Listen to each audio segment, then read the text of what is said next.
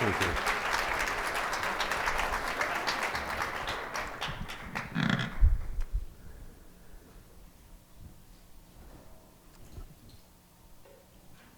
Row, row, row your boat gently down the stream. Merrily, merrily, merrily, merrily, life is but a dream. Do you remember that song? Maybe you sang it when you're a camper, in rounds possibly. When you think of those lyrics, what picture comes to your mind? I picture I'm in this rowboat in the middle of this big river. And that river is taking me down the river of life so easy. Life's good, life's easy, it's sunny out, and I barely have to row my boat. Life's good, life is easy. Here's a picture of my family when life was like that. We were on a family vacation in Switzerland. I was married to Christine for 16 years. Maddie is 13 and Kaki's 10. My small little private practice was coming along just fine. This is a picture 6 months later. It looks like my daughter's photoshopped my hair, but I guess that's what 13 years will do. And we were having a wonderful time. We were singing Christmas carols, enjoying the pre-holiday festivities. What this picture doesn't show you is that the next day Christine came to me and she said, I found a lump. And she was diagnosed 3 days later with stage 4 metastatic melanoma, the aggressive skin cancer. So I did my research and I found out that it wasn't just a possibility I was going to lose Christine, it was highly probable. So that gentle river, that river ended, that river stopped. That river took me in my little rowboat and dumped me in the middle of a huge ocean. And I stood up on that little rowboat, kind of wobbly, and I looked out, and there was a big storm coming for me. Well, in the next 5 months, we did everything we possibly could to try to get in front of the cancer. We went to the National Institute of Health in Bethesda, Maryland. We sought the very best medical care we could. We just couldn't get in front of the cancer's growth.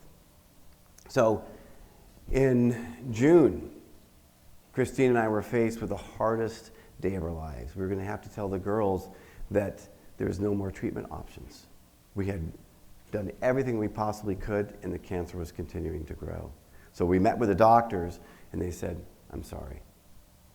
So we had to figure out, how are we going to tell our daughters? How do you do that your mom's going to die? So we gathered them together on our big bed, and I kind of explained the situation. I said, we've done everything we possibly could, and now the doctors are saying there's no more treatment. So Kaki, my youngest, looked at me and said, Dad, does this mean Mom's going to die? And I said, yeah, it does.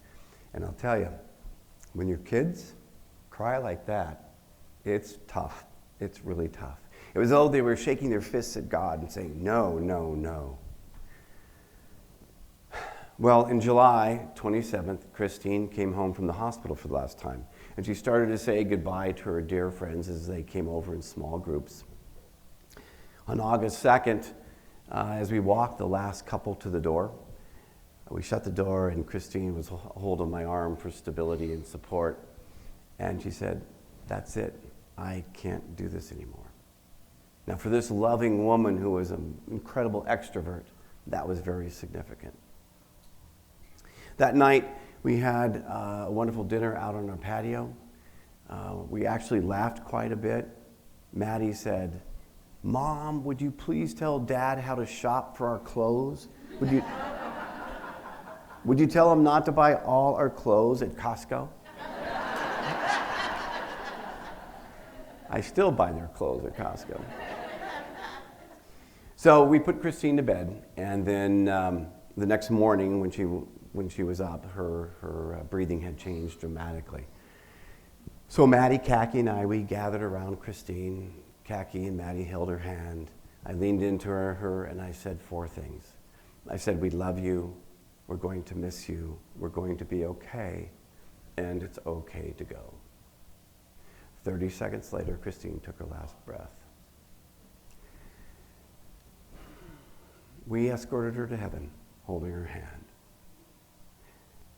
2 events took place in the next 3 weeks that helped me realize I don't know how to row this boat anymore.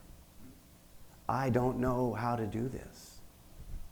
The first event that helped me realize that I was way out of my league and I didn't know what to do, was about a week later, and I told the girls, I said, hey, I need to go to the store. So I yelled up to them there in their bedrooms. And Madeline yells down, Dad, we're out of tampons. So with as much fake confidence as I could muster, I said, I got it.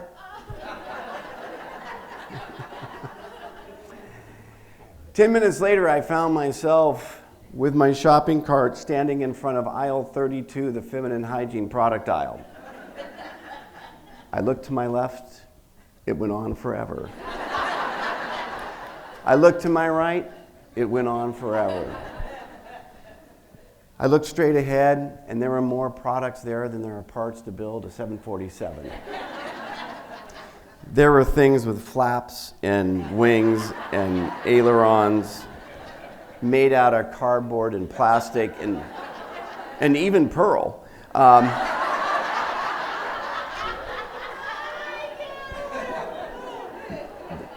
They had minis and maxis and jumbos and whatever. So I was completely out of my league. Well, what's a guy to do? So I made a phone call. I called Ann Knight. Ann was a good friend of Christine's, and she had a daughter that was Kaki's age. So I give her a call. I figured she's got to be a tampon queen or master, right? She's a woman and she has a daughter. So I call Ann. I said, Ann, you're not going to believe this. I'm standing in front of the feminine hygiene product aisle, and we're out of tampons, and I don't know what to do. So she was so sweet and graceful and talked me through what to do, what to get. 2 minutes, I hung up the phone. My mind went blank. So what's a dad do? I just started grabbing one of every single product. Literally, my cart was overflowing with tampons and pads. I stepped back and I looked, this doesn't look really great. So it needs a little testosterone. So I got a barbecue mitt and a Popular Mechanics and I put it on top.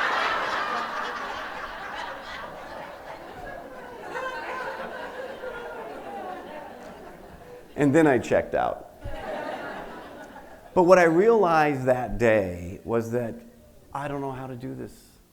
I'm going to need some help. I'm going to have to ask for help. The second event that happened was about a week and a half later, and this was more powerful.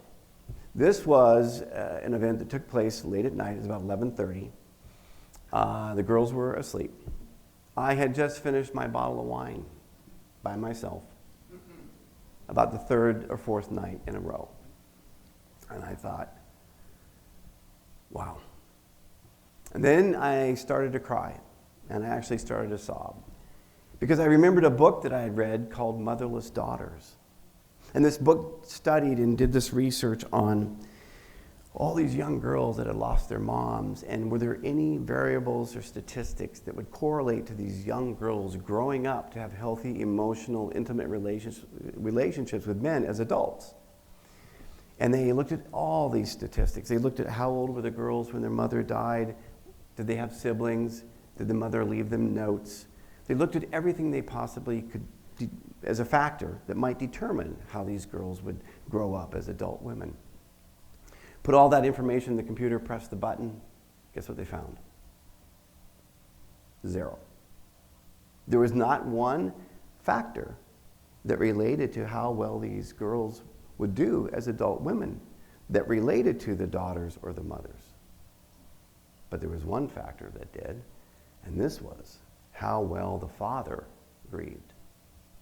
And I thought, holy shit. I have to do this right.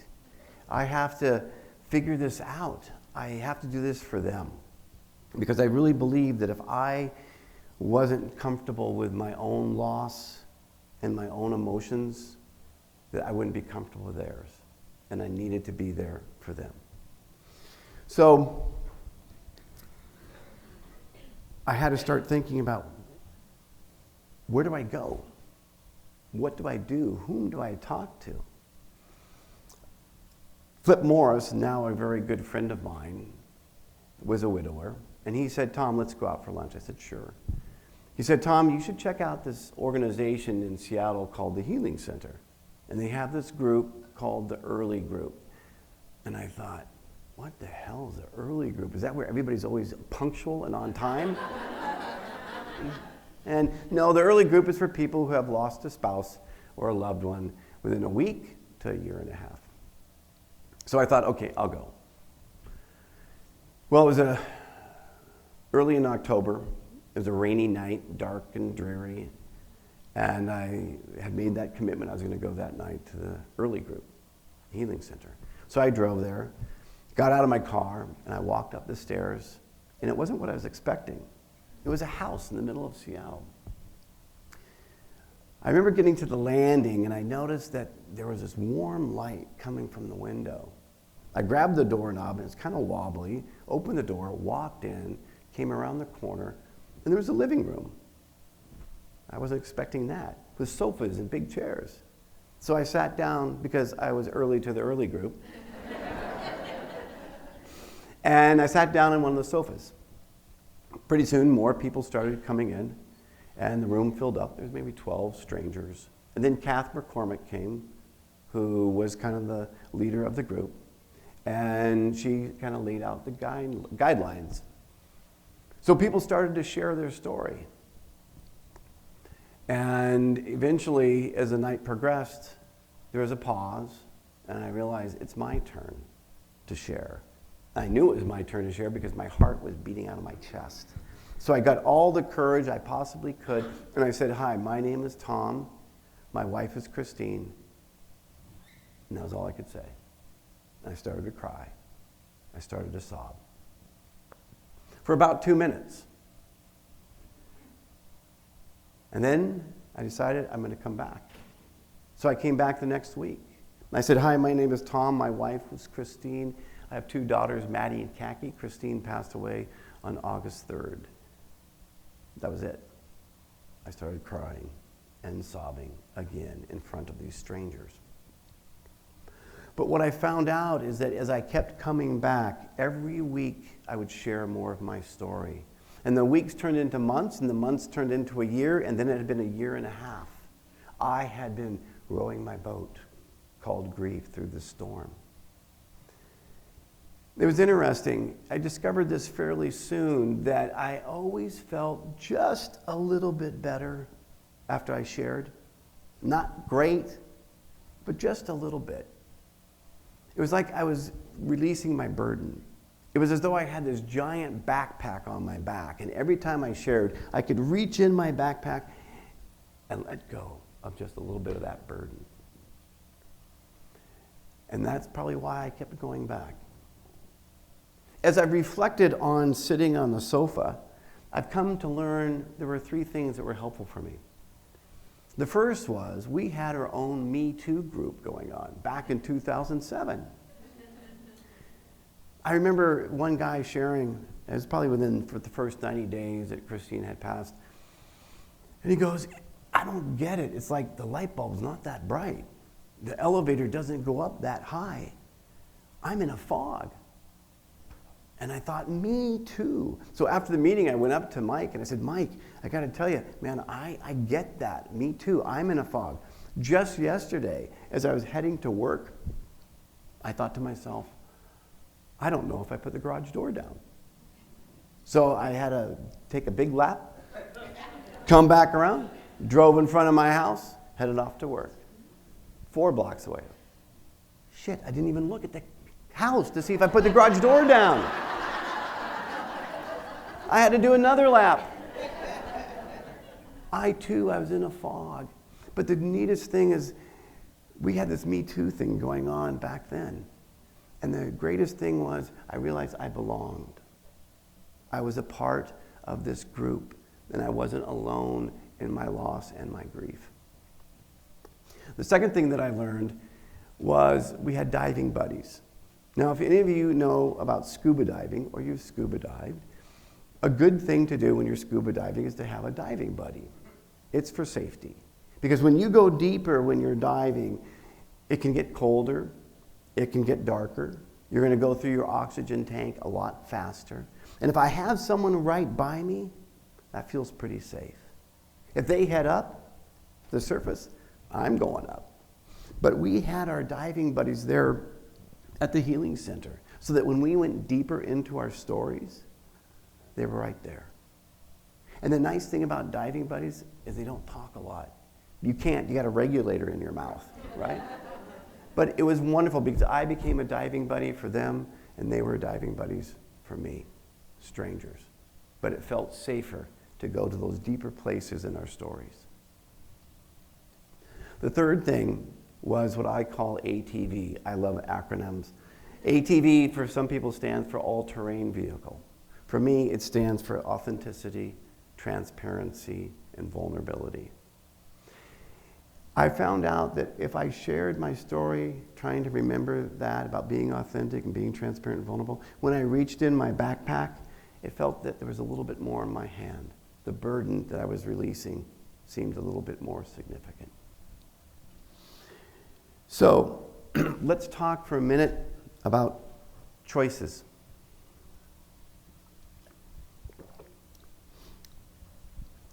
You and I, we don't get to choose our story. We don't get to choose when the storm comes. We don't even get to choose if we get to see the storm coming. But we do get to choose what we do with our story. We can either share it or we can bury it. I want to share a story that was very impactful for me. I was on a flight from the East Coast back to Seattle, and I met a widow on the plane named Krista, and we started to talk. She had lost her husband in Afghanistan. He was a Green Beret, an elite special forces, team of 12 guys, band of brothers. They're really tight. And I kept in touch with Krista. And one day I gave her a phone call and I said, hey, Krista, I'm doing some research on men, loss, and grief. And I have some questions I want to ask you. Before I do, how are you doing? And Krista said, I'm not doing very well, Tom. I said, Krista, what's going on? And she said, just within the last 6 weeks, I know of 3 soldiers that have taken their lives. And I thought, oh my gosh. What is going on? So I asked Krista, I said, Krista, do you ever ask these soldiers, these men, what do they do with their grief? What do they do with their loss? And she said, yes, just as a matter of fact, just 2 weeks ago, I asked one of them. And here's what he said. What do I do with my grief? I get a box, and I take all the sights, the images of the blood on my buddy's chest, the sounds of the rounds zipping by my head and the screams. And I take the taste in my mouth of the grit in the sand. And I take all my emotions of the fear, the rage, and the sadness. And I put it in my box. And I put a lid on it. And then I get a shovel and I dig a really deep hole. And then I take my box and I put it in the hole. And then I bury my box. That's what I do. I bury it. Choices. We don't get to choose our story or when the storm comes, but we do get to choose what we do with our story. We either get to share it or we can bury it. Why share your story? Why do that? Why dig up your box? I've discovered for me there were 3 reasons. The first reason I've kind of alluded to, that I did it for me. That after I went to the healing center, every time I shared, I felt a little bit better, right? I was able to take some of that burden and release it. So I did it for me. The second reason is, I also said this, I did it for my girls because I needed to be there for them. I was their only, parent left. And I really felt that if I was comfortable with my own process and loss and my feelings and my emotions, I would be a better, safe place for them. I wouldn't be dismissive. I wouldn't try to fix it, which I love to do, but I would just be able to be there for them. The third reason was for hope and for my future. And I think I'd like to give you a visualization of what that looks like that might help. for future and hope. I'd like you to picture yourselves standing in the middle, or not in the middle, but on the edge of a great lake. And the lake is pristine. The surface is completely glass. There's not a ripple there. And you take a big stone and you toss it into the lake, and it makes a big splash, and there's a ripple that goes out. There's a wave. And the interesting thing about that wave is that the height of that wave, let's say it's 1 inch, is going to be the same depth of the valley. It's true in physics. They use something called a sine wave to explain that. The height of that peak is equal to the depth of that valley. Kind of looks like this, a sine wave. I believe this applies to our emotional life. That we might think of these peaks as the happy feelings, the good feelings, the love, the joy, the intimacy, the connection that we might have. And the valley down here might be sadness, loneliness, fear, anger, all those emotions that could be associated there.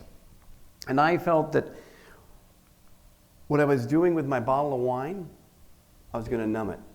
I didn't want to feel the valley. I didn't want to feel the sadness. I didn't want to feel the anger and the loneliness. I wanted to numb it. Or I'd get a Sawzall from my garage and cut it off in the bottom. But that doesn't happen in nature. You don't drop a stone in a pond or a lake and see it flat with a dip, flat with a dip, or flat. It's always this movement. It's dynamic. So I realized for my future, I wanted to feel the peak again. I wanted that connection. I wanted the intimacy and the closeness. So if I was going to feel that, I had to be willing to feel this down here. So what happens to us when we share our story? Do we change? Are we impacted? Does anything change in here? When I first started rowing my boat that one night at the healing center, when I was rowing my boat, it was brutal. There was a huge storm. Water was coming in my boat. It was just very, very tough, but I was rowing and rowing and rowing so hard against the storm. Rowed for months. And finally, one day, I realized there was a little blue sky. Ah, wonderful. It didn't last long. It was just a glimpse. Clouds came back, but I was determined. My competitive nature kicked in, and I thought, I'm going to kick the storm's butt, right? But I was hopeful because it was getting a little bit better. So I rowed and I rowed and I rowed some more. And then I noticed there was more blue sky, and it lasted longer. And I kept rowing and rowing and rowing, and the waves were dying down. And I kept rowing and rowing my boat called Grief. And one day, I hit a shore. I hit the beach. I realized I'd made it through my storm. Now, I still get back in my boat from time to time. I get back in my boat when I may be doing laps around a high school track, raising money for Relay for Life, American Cancer Society. I might get back in my boat when my daughters call me on Mother's Day and they want to talk about Christine. But the most amazing thing happened. I figured this out about a year after I hit the beach. I realized that something came in my boat while I was rowing, and I didn't even know it. Something came in my boat and started while I was rowing through that storm, and I didn't even realize it. And it changed me. I'm a different person today because I went through that storm. And what came in my boat was empathy.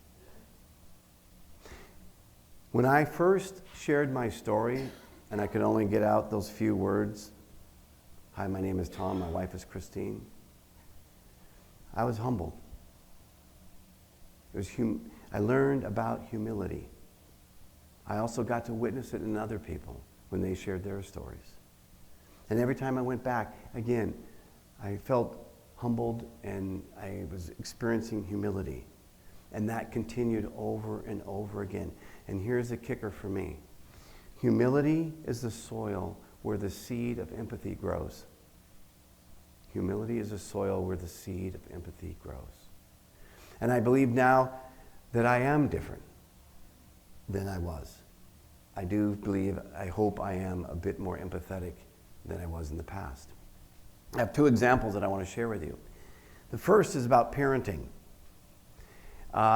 Madeline, my oldest, went to a school in California called Claremont McKenna. Great school, very good for her. I dropped her off, ready to launch her. It was a sunny day. Co-ed soccer was being played. There's probably a keg tapped someplace. All these guys in their, six packs and tan and skateboarding. I thought, oh, she's going to thrive here. Target-rich environment. I give her a hug, gave her a kiss. I tear up. I don't think she did. Probably glad to see me go. Head back home. 2 weeks later, I get a phone call. Friday morning, 9 o'clock. Maddie goes, Dad, I'm at the airport. I'm coming home. One-way ticket. I'm never going back. I thought, holy crud, what are we going to do here? So I called a good friend who was a therapist, and I said, what do I do? And she said, whatever you do, make sure you eventually get her back on the plane. And don't forget the 2 C's. And I thought, 2 C's, what are those? She goes, remain calm and instill confidence. Okay? Remain calm, remain calm, remain calm, remain calm. I also have come to find out that there's 2 other C's, and that is be compassionate and be curious. Now, being curious without compassion looks like, what the hell are you thinking? Right? Being curious with compassion is, gosh, tell me what's going on, what's happening. Remaining calm, I needed to do that so that there was an environment so she could be a little self-reflective and try to figure this out herself. And instilling confidence, Maddie, I believe in you. You can do this. Typically, when people believe in us, we believe in ourselves a little bit more. So I pick Maddie up at the airport, give her a hug. We don't say a lot in the car. We get home, we go to our backyard, and we start a conversation sitting on our picnic table. And I go, Maddie, what's going on, honey? Tell me, what's happening? And I'm still thinking, remain calm, remain calm, remain calm. And I say, you can do this. And what Maddie and I discovered that weekend is that she was experiencing tons of emotions that she felt when she lost her mom. What's my future look like? I don't have support. How am I going to move forward? It's scary. I've lost this home that I used to grow up in, and now I'm someplace brand new, and I don't know how to do this. Fortunately, she figured out that this probably wasn't a good decision. And Monday morning at 9:30, she was on a plane back to Claremont McKenna. So what I realized and how I behaved in my backyard with Madeline, that's not how I used to. That's not how I would have. I probably would have told her what a dumb idea this was. Probably shame and a little bit of guilt and the expensive and what the hell are you thinking about? Get your butt back on the plane, right?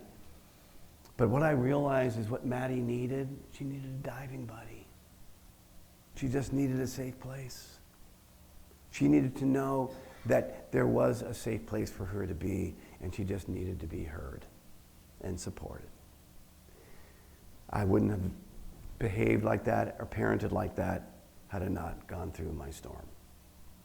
And the second example I want to give you of how I believe I've been changed is I hope I become a bit more empathetic as a leader. Now let's just for a moment talk about leadership, because some of you think, I don't want to know about leadership, but really I think all of us are leaders. All that it means when you're leading is you have one person that's following. And if you have someone that's watching you or listening to you or following you, that puts you in a place of influence. You can influence them. I don't know about teenagers, but at least they're watching us, right? They may not be listening to us. But we can always realize that we have this opportunity to lead and influence those around us. So my example took place in 2018. In the very beginning of 2018, we made a decision to merge with a larger company, a larger rehab company. And anytime you go through change, or you merge, change is difficult and it's hard for people. We were about 4 months into this transition or this merger, and I walked into the staff lounge in one of our offices, and you know when you walk into a room and you just get a weird vibe? You know something's going on. I thought, something's up. So I come up to this table where there's 4 of the leaders of the clinic, and something's up. So I say, hey guys, what's going on? And Leah, the front office coordinator, she said, Tom, everything's changed. We're not the same company. And then a tear started to come down her cheek. And I said, Leah, tell me more. What's going on? And Leah went on for about 2 minutes explaining how difficult it was for her and all these changes and how we weren't the same company and everything had changed. Meanwhile, while I was watching and talking to Leah, I noticed the 3 other leaders, they were like eyeballing me. They wanted to know how I'm going to respond to this. And I said, Leah, here's the deal. I really want to know what we can do as a management team and the executive team to make this better for you. Clearly, we haven't done a good enough job. I really believe we can do better. Would you please write for me send me an email, 5 things that we can do to improve the situation. I'll take it back to the senior management team and we'll see what we can do. We'll try to implement some change for you. She said, great. I said, will you do that for me? She said, yes. 2 days later, I walked back into the clinic with the purpose of talking to Leah. She was at her desk, typing away, and I actually knelt down on one knee so I was eyeball to eyeball. Maybe if people looked around, they thought I was going to propose to her or something. But we get eyeball to eyeball, and I say, Leah, how are you? And she said, not so well. Things are really hard at home. Oh, is there anything we can do? She said, no. I said, would you please still give me that list of those 5 things so I can take it back to the executive team? Because I want to make this better for you. She said, sure. And she did apologize for how she had acted. And I said, you don't have to apologize. I totally get it. I think today, my relationship with Leah, it's stronger. There's more trust, and we really believe in what we're doing together. The most interesting thing happened about a week later. Lou, the occupational therapist that's in charge of the OT team, he came up to me and he said, Tom, can we talk about that meeting that you had with Leah and us? I said, sure. He goes, I got to tell you, what I saw, I want to be more of. I want to be more compassionate with my team. There's a lot of studies out there that in Harvard Business Review, these articles that say kindness, if you display kindness to a person, it impacts you, it makes you feel good. It also impacts the other person, but it even impacts the person that's observing more. So I said, Lou, thank you very much, but you got to know that's not how I always was. How I used to be would have been, I said, Leah, look at, you're exaggerating. Not everything has changed. I probably would have pointed out all the positives. Look at what this is going to do for us. And maybe I would have, I don't know, guilted her a little bit or something, or say, you need to suck it up or whatever. I wouldn't have said that. But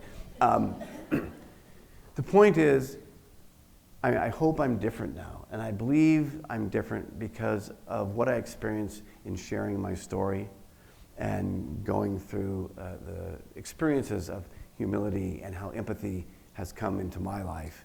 And I think it's made me a different type of leader than I was before. So I want to share with you 3 individuals that I've been studying for about 10 years because you might find them helpful. They've been incredibly helpful for me. They've helped me integrate my loss with my life and in leadership. The first is a gentleman named Simon Sinek. He has the 3rd most watched TED Talk of all time with 43 million views. He's written a number of bestsellers. And he travels around and he talks about your why and your purpose and why you're here on this planet. And one of the things that Simon Sinek says is, great leaders have 2 things, perspective and empathy. Interesting.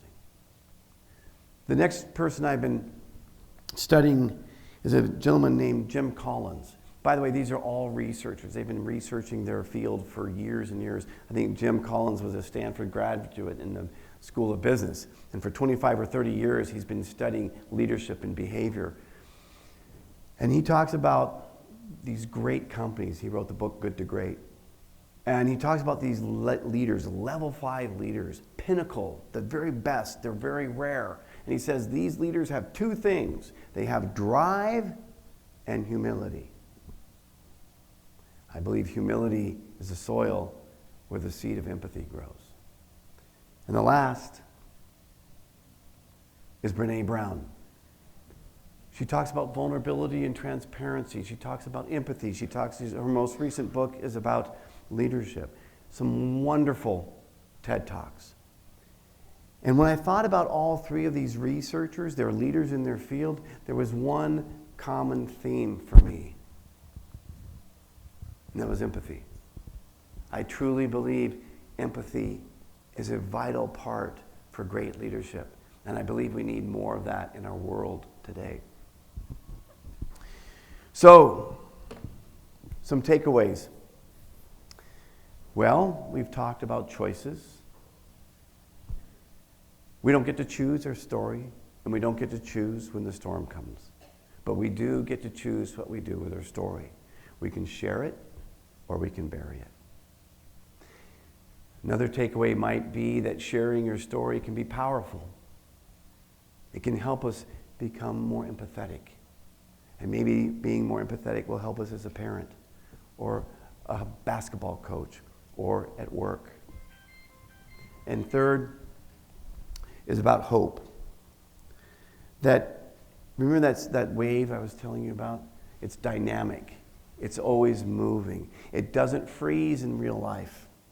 It's a constant movement. And maybe you're feeling as though you might be down in that valley, in that boat, with all those feelings.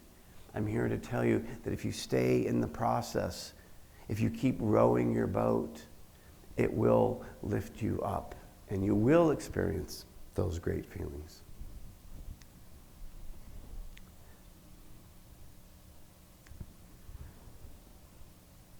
Hope. That's my picture. My lovely wife, Sherry. I always do this when I see my kids and Sherry in the picture, because you know where you've been and you know what you have now. So maybe those are your takeaways from today. Maybe you have others. But I have a couple surprises for you. I gotcha. 2 gotchas, 2 surprises. The first gotcha. You've been a great audience. Thanks for laughing at some of my crazy things that I did in life. And what I presented today and what I've shared with you, I hope it helps in some way. But it's really not for you. It's for your kids. Second thing, that rowboat that I rowed so hard, we started off with row your boat gently down the stream. And then I stepped into my rowboat in the storm and rowed my tail off. And then I hit the beach and something came into my rowboat. The truth, I wasn't rowing a boat. I am the boat. Thank you.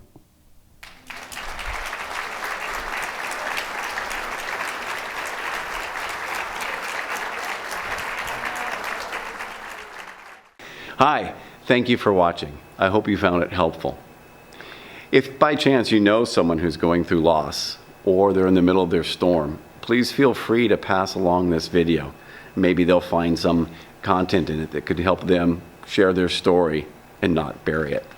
I want to let you know a little bit about the Healing Center, where I went for the early group.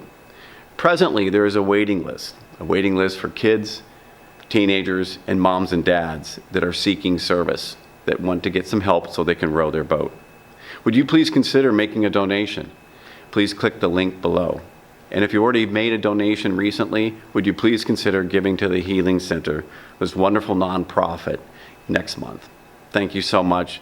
God bless and keep rowing your boat.